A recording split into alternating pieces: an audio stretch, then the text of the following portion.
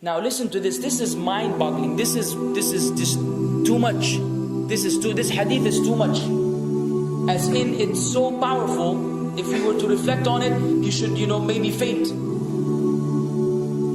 When Allah loves a slave, He calls on Jibreel. Who's Jibreel? You know who Jibreel is? The greatest of the malaika, as far as Ahl Sunnah wal Jama'ah. The one whom when the Prophet ﷺ saw, he fainted alayhi salatu wasalam, because of his wings had covered the horizon. Jibreel, the angel who's responsible for the most virtuous thing, which is conveying the revelation from Allah to the messengers of Allah. Jibreel, and what do you know about Jibreel? Allah said, whoever is adu, whoever is an enemy to Jibreel, then Allah is the enemy to the disbelievers. Allah defended Jibreel in the Quran. Jibreel, the one who took the Prophet ﷺ in Al-Isra al-Mi'raj, in the ascension to the heavens. Jibreel, the malak which we don't know what to say about, because of his honor and his virtue in the sight of Allah. Allah will call on him to share with him the love which He has for you. Allah doesn't need to do this. He could not do this, but Allah likes to do this, so He does it. He says, I love Fulan. Now I want you to think that Fulan is you.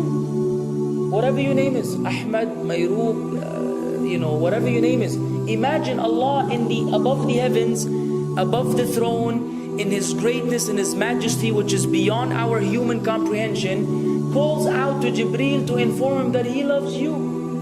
And then only that, فَأَحِبَّهُ, then He commands Jibreel to love you also.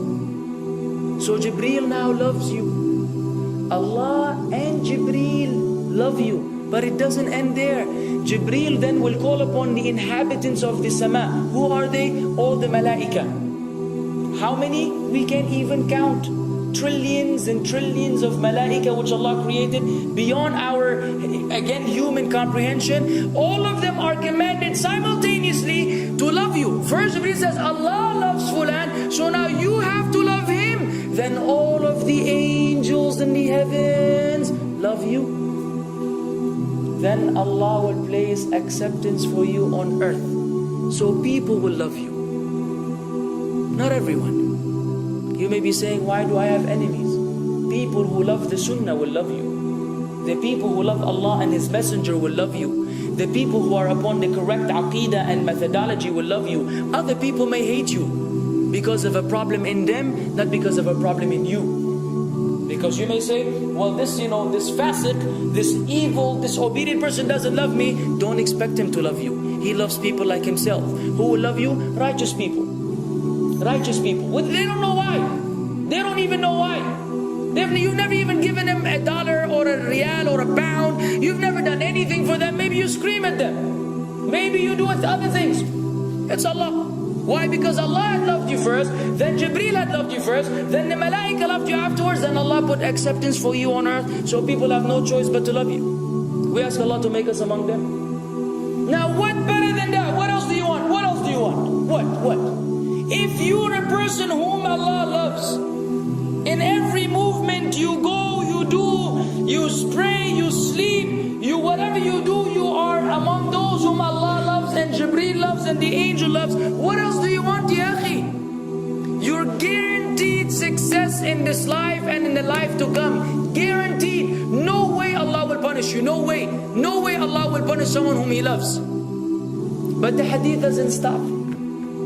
The hadith has a very saddening continuation, which we should seek refuge with Allah from. وَإِذَا أَبْغَضَ عَبْدًا, and if Allah hates a slave, He also calls on Jibreel. And He informs Jibreel that He hates this person. So He will command Jibreel to hate this person. Then Jibreel will tell the angels to hate this person. Then Allah will put hatred for him on earth. La ilaha illallah. Imagine you walking upon the planet, the face of the earth which Allah created, while Allah hates you, and the angels hate you, and Jibreel hate you, and the righteous people hate you. What a sad state for a human being. And ikhwan, we could be one of those as well. If you are prideful, arrogant, you are qualified for this hatred, because Allah does not love kulla mutakabbirin jabbar. Allah does not love the arrogant, the prideful. If you go against the sunnah, then Allah does not love those who go against the sunnah. If you don't observe taqwa, and you don't observe ihsan, and you don't observe tawbah and tatahur, then again we are disqualified. If you, many things which we can mention, many things which will bring about Allah's hatred and deprive us of Allah's love. It's a very sensitive situation, meaning right now, you have to be one of these two. Either Allah loves you or He doesn't. But there's always good news, even for those people whom we can be amongst. It's not too late because you're alive. It's not too late because it's Ramadan. It's not too late because you're breathing. Even if you led a life of someone who had attained Allah's hatred, if you were to return to Allah, then Allah will love you and be happier. He will be so happy with your tawbah than a man who lost his mount in the desert. Upon it was his food and his drink, and then he waited under a tree for death. And all of a sudden he opened his eyes and he sees his camel or his horse or whatever that was right in front of him. And he gets so happy, he said, Allahumma anta abdi wa ana rabbuka. Oh Allah, you are my slave and I am your Lord.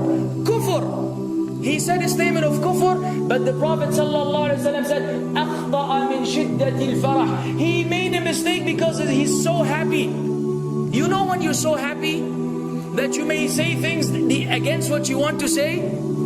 When you're so happy that you just, you say words that mean nothing to anyone? Allah is happier when you return to Him than that person. What else do we want?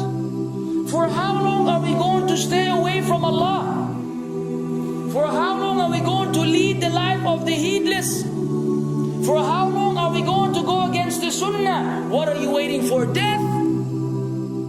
Death. حتى إذا جاء أحدهم الموت قال رب ارجعون لعلي أعمل صالحا فيما تركت كلا. Until when death comes to one of them, you say, oh Allah, allow me to return so that I may do good in that which I left behind. And it will be said to him, no, it's only a word. إنها كلمة هو قائلها. It's nothing but a wish and a word he will have. It will not be fulfilled. Let us not wait for death, ya akhwan. If each one of us here, by Allah, if each one of us here acted upon the sunnah, lived according to the sunnah, and invited people to the sunnah, and enjoyed what is good, and forbade what is evil, wallah, we will make a major change in the city in which we live. And if Muslims hearing this all over the world had that same attitude, then we will change the condition of the whole ummah. So no enemy can come and play games with us. We will squash them, all of them. Because Allah will defend. In tansurullah yansurkum wa yuthabbit aqdamakum. If you aid Allah's deen, Allah will aid you and will keep your feet firm. But we don't even live according to the sunnah, let alone be given victory over the enemies. So we're being humiliated in everywhere we go in the world. So let us make that change. Now that Ramadan is here, now that you've been given this sudden inclination towards good, if we don't succeed, if we don't take advantage of this month, wallahi, we are losers.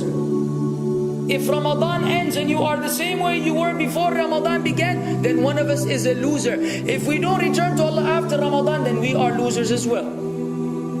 So tonight, bi'idhnillah, always on our mind, attaining Allah's love, acquiring Allah's love, fetching for the sunnah, and acting upon it whenever we're able to do so.